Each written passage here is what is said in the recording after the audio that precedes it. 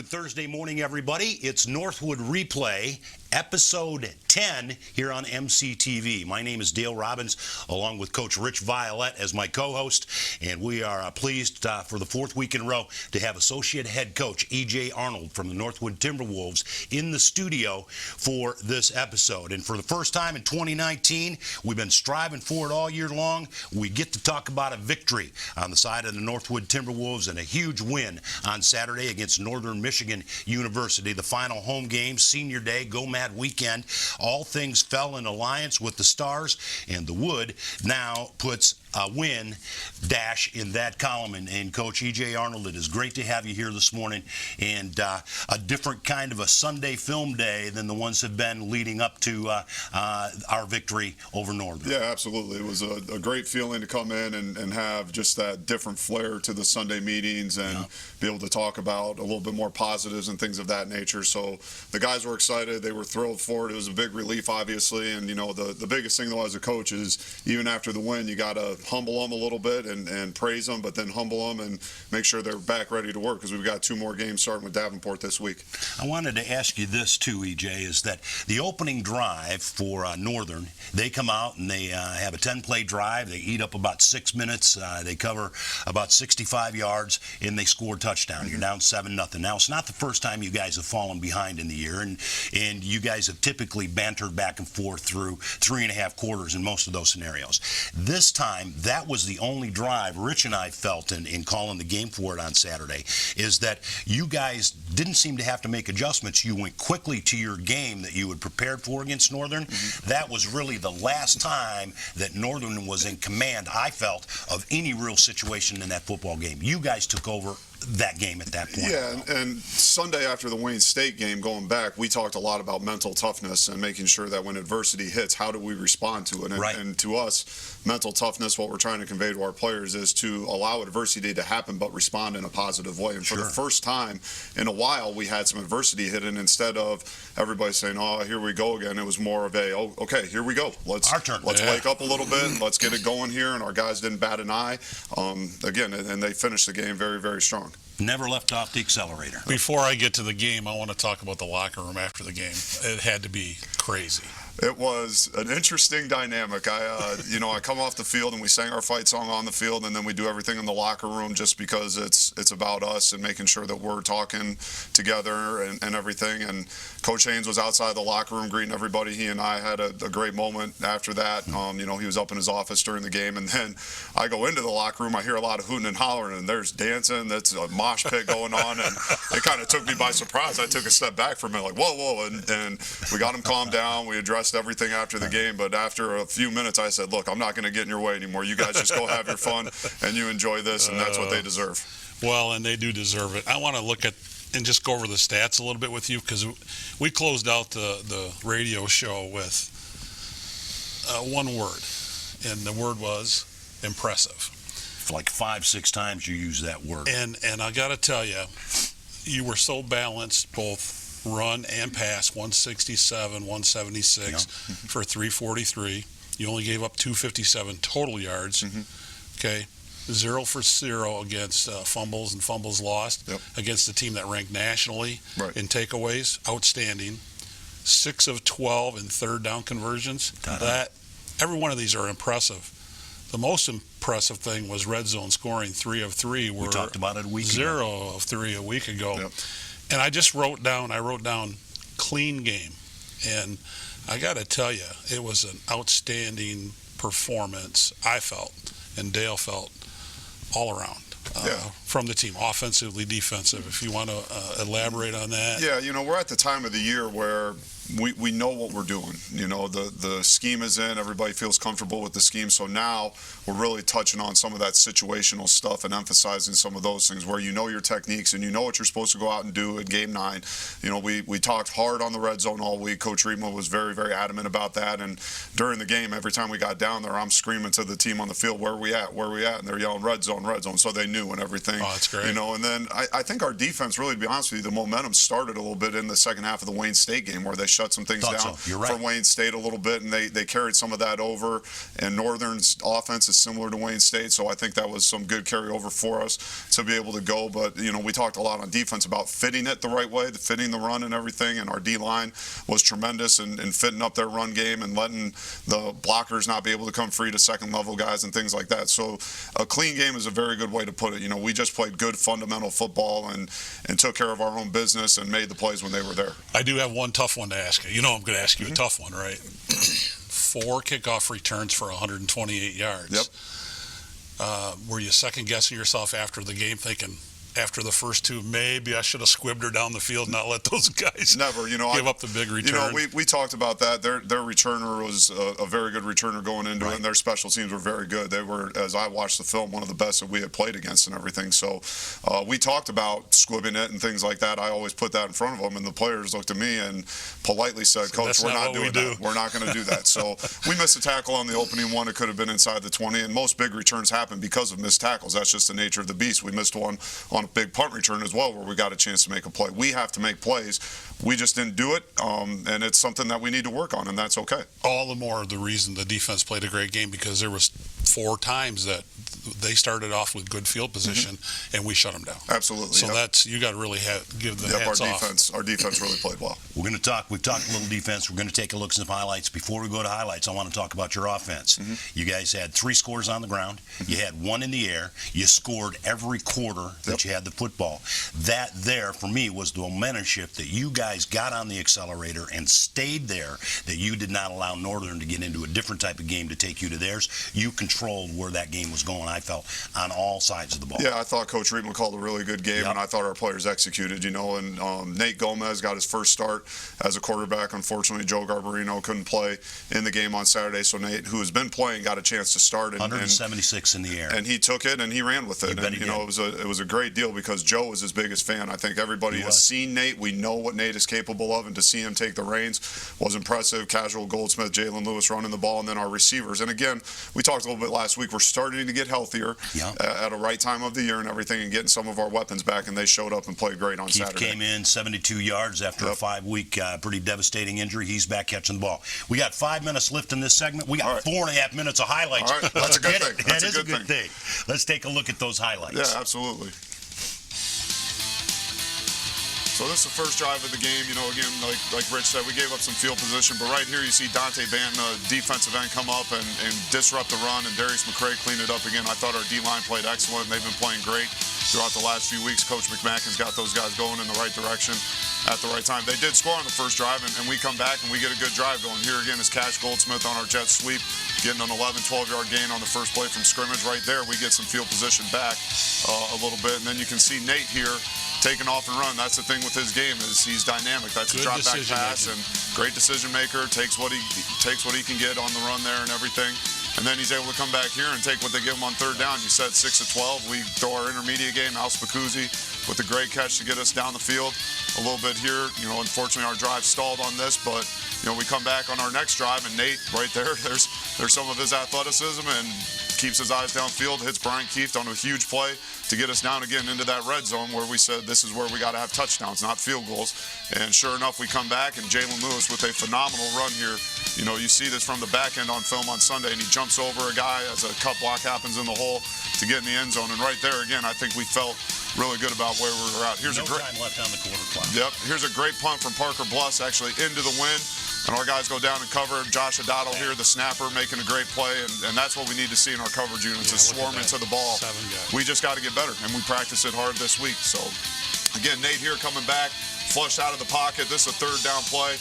I told Nate after the game, I said, you got to take care of your body. He looks at me and says, that's a first down, coach. So that's 37 yards on the ground. That's the kind of kid he is. Here on our bootleg stuff, does a great job getting the ball to Al Spacuzzi, again, to convert again another first down. And, you know, we just had things going. Nate made great decisions, and guys made plays when they were there. In our run game, like you said, Rich, we were rolling. There's Jalen Lewis getting the ball down the field. But again, not enough credit goes to our offensive line with how they played. They did a great job of moving Northern Michigan around. Again, you see Cash here on kind of a split flow play, getting down inside again in the red zone, and we're yelling it down there, red zone, red zone, red zone. Let's go. We got to finish. He sure did, but he gets it here. You know, this is some of our split back, what we call our heavy package here, with the defensive lineman coming in to create chaos, and Cash does a good job moving. Noah Kenishnick setting the edge, blocking there as a receiver. That's an 11 for 11 play to score a touchdown. That's a great job.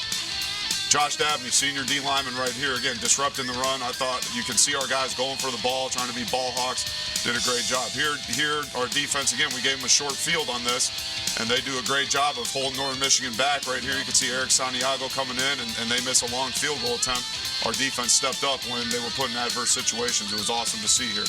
I thought this was a great call by Coach Rima. A screen play on the first play of a possession. You don't see that a lot, and Cash taking the ball and getting the ball down the field. I thought that was a really good call. I told Coach Rima that was probably the call of the game, in my opinion, for what he did. Here you see our tight end, Jake Price, catching the football on the flat. Excited to get our tight ends involved a little bit more in the game plan with some of the things they're doing, not only blocking, but obviously catching the ball. Creates a different dynamic here. Parker, 4 for 4 on the day. I thought our specialists did a great job with the wet ball and the wind and stuff like that to handle the football, kick the ball down the field the way they were capable of.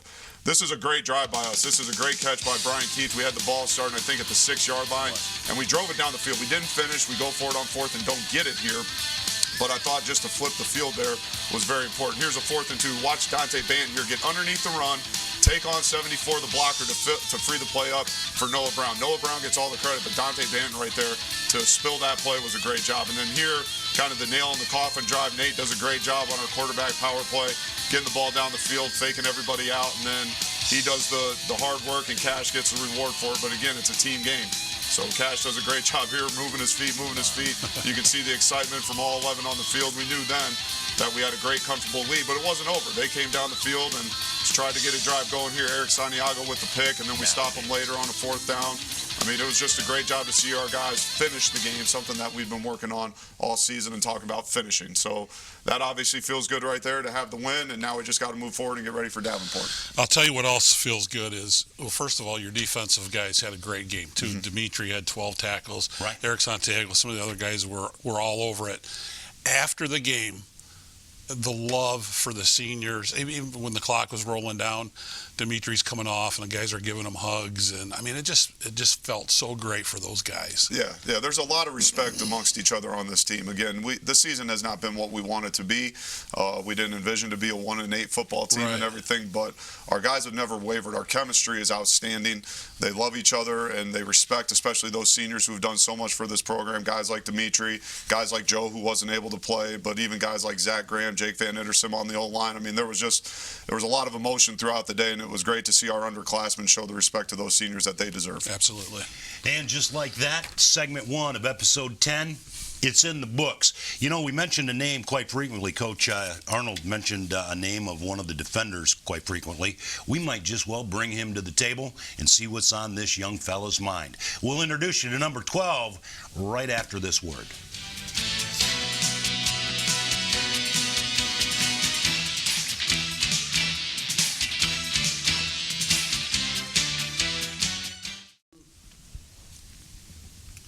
Welcome back, everybody. Dale Robbins, Coach Rich Violette, and number 12 in your Northwood rostered program, redshirt freshman Dante Benton.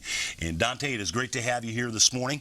And we were trying to do anything to get you out of the snow. You're out of Pompano Beach, Florida. Yes, was your last Florida home before you came north to the Great White North. And today it is, by the way. We did this snow for you, so I thought we'd at least make you feel welcome of being a Timberwolf. Listen, you're a redshirt freshman. You've been up in Michigan now a couple of years, and all of a sudden we only mentioned your name, Coach Arnold only mentioned your name during our highlights about 5 times.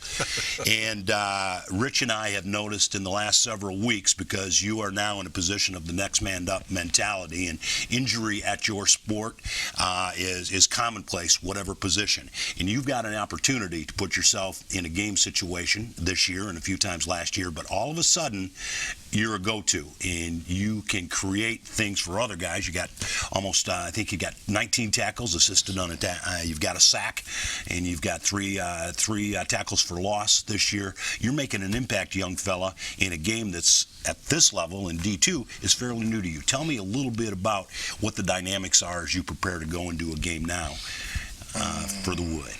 For the Wood, from high school, it was like a total different environment. But with these guys, we became a family. Yeah. So going through game planning all through the week, we're like, you got my back, I got your back, no matter what happens. The brotherhood, right? Yeah. So once we get on that field, we know it's time to battle. We know it's time to put it all on the line. We have this like rotation where if a guy's tired, put your all, because there's another guy right there that's going to get you. Sure. Oh, yeah. So with that, we just know if we give it our all, we have somebody right there for us. You bet. Dante, tell me a little bit about your position, what your responsibility is on the D-line. With the D-line, in our defense, we basically open up opportunities for other guys. Even though we're not on most of the tackles, we're still putting other people in the position to make the tackle. So even though it brings a toll on our body, we're still going to put our bodies on the line. Coach said you spilled the play. I know what spill the play is, Yeah. but explain to our audience what spilling the play is. Spilling the play is when a guard or a tackle or a fullback comes around and they're trying to kick us out, but we wrong arm them. We come up under them and it spills like the ball carrier outside of that guy. So you're going inside, Yeah, he's spilling outside. and your of that. linebacker's coming in this lane to make the play, right? Yeah. So You're plugging you holes. did that Yeah. really well Plugging on Saturday holes. for sure. Indeed. Yeah. So what about when you got outside leverage? When I got outside leverage, like when I'm going in pass protection or with the guys we've been playing this year, it's new for me. So I'm trying to work my moves, get into the game, trying to see what their weakness is to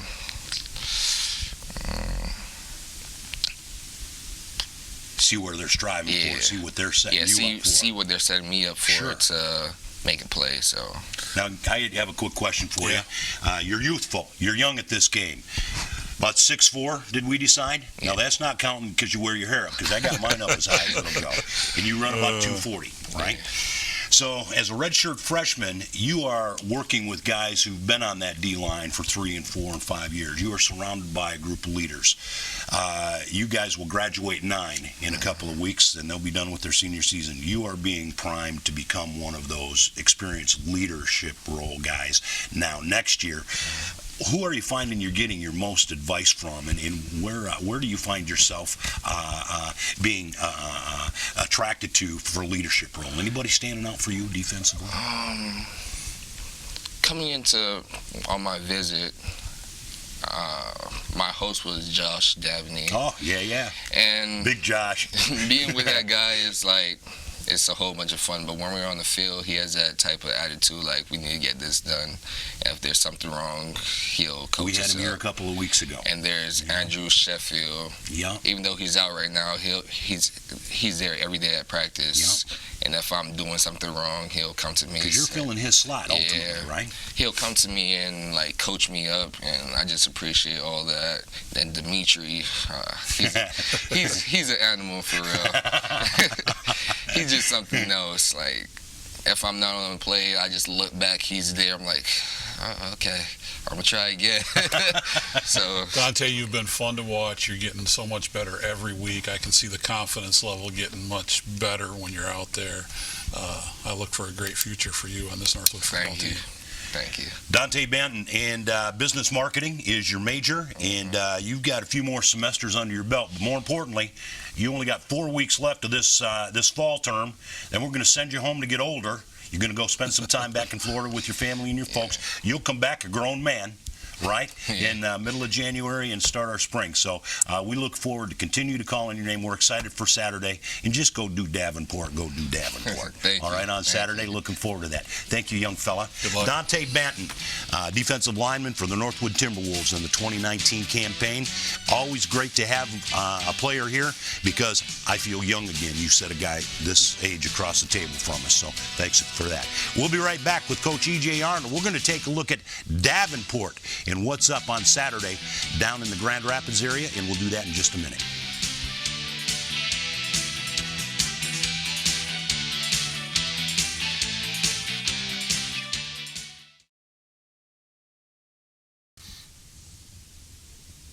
Welcome back, everybody. Dale Robbins, Rich Violette, and Associate Head Coach E.J. Arnold of the Northwood Timberwolves here on Northwood Replay 2019.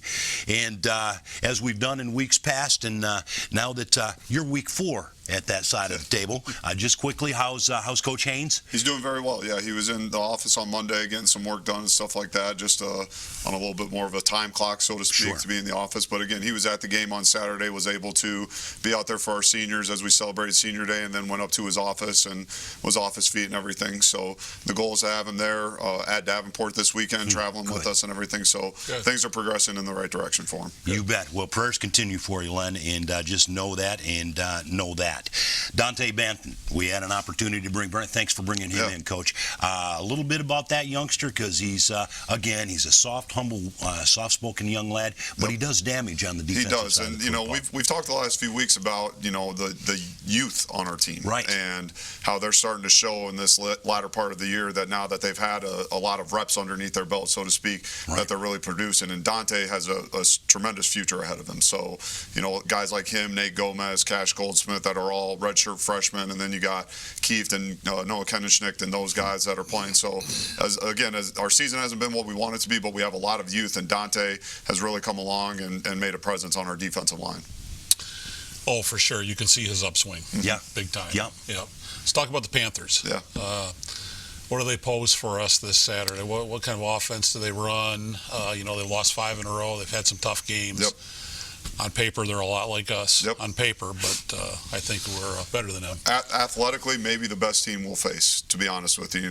They're comparable to a Ferris State in terms of just the athletes that they have on their field. Their team speed is very impressive. Offensively, they run a lot like Northwood's offense. They'll do some jet sweep stuff. They'll do some option stuff, things of that nature. They've been throwing the ball a little bit more, but some of that's just based on the scores of the game and stuff like that, I think, over the past few weeks. So our defense really has to be on point with their keys. Our coverage has to be excellent, but we got to fit up the run as well. And then defensively, they are fast. They are tremendously aggressive.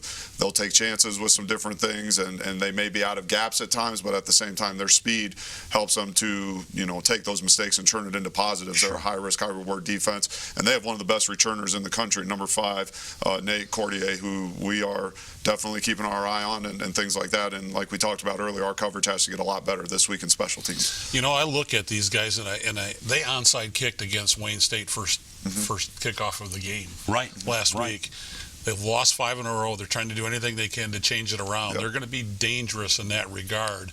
Are you ready for something like that, especially special team wise or fake punt, whatever? Absolutely. We talked a lot about that right at the beginning of the week, that it's a team that's lost 5 in a row. They won their first 3, and then they've lost 5. We have to make sure that we weather the storm a little bit. It'll be their senior day. We know coming off of our senior day how emotional that can be, and they'll want to go out and put a good product on the field, and they'll be ready for us. The last 2 years have been very tight games against them, where they, truth be told, probably think they should have won the games in the last 2 years against Northwood. So we know that we have a storm to get ready for, and we've got to weather that, but at the same time, we have to make sure that we start fast and we don't just kind of play catch up and let them have their fun at the beginning. We have to come out and be the aggressor in the whole thing. Before I throw it back to Dale here, one more quick one.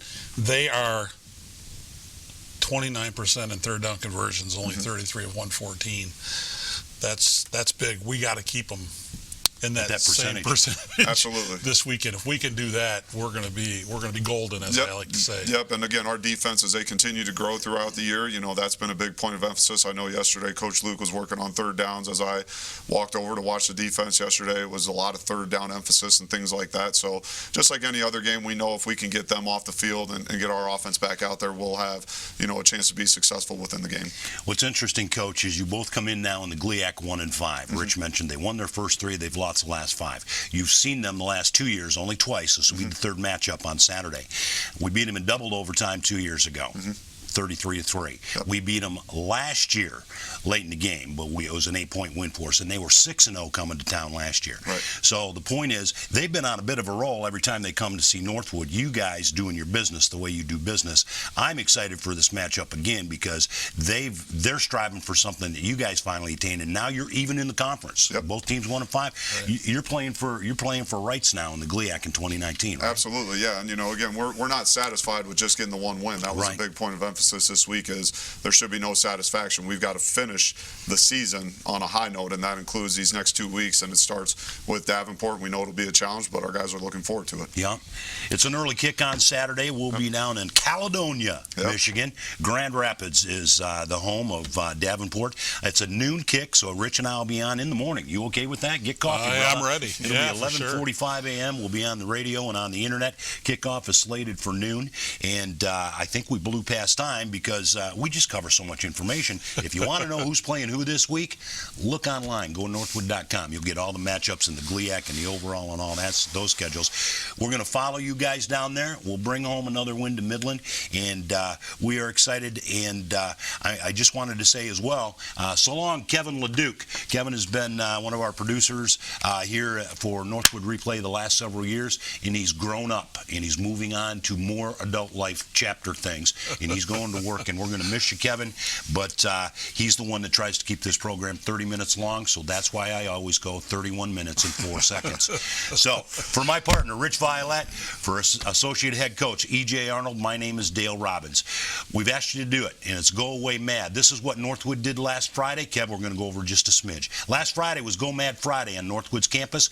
800 students, faculty, and staff participated in a Go Mad Friday. In 24 hours, Northwood accomplished over 2,100 hours of volunteer service to the Midland community. That's what Go Mad's all about. That's what Northwood University is about. That's what these Timberwolves represent. We're glad you joined us, and have a great weekend, everybody.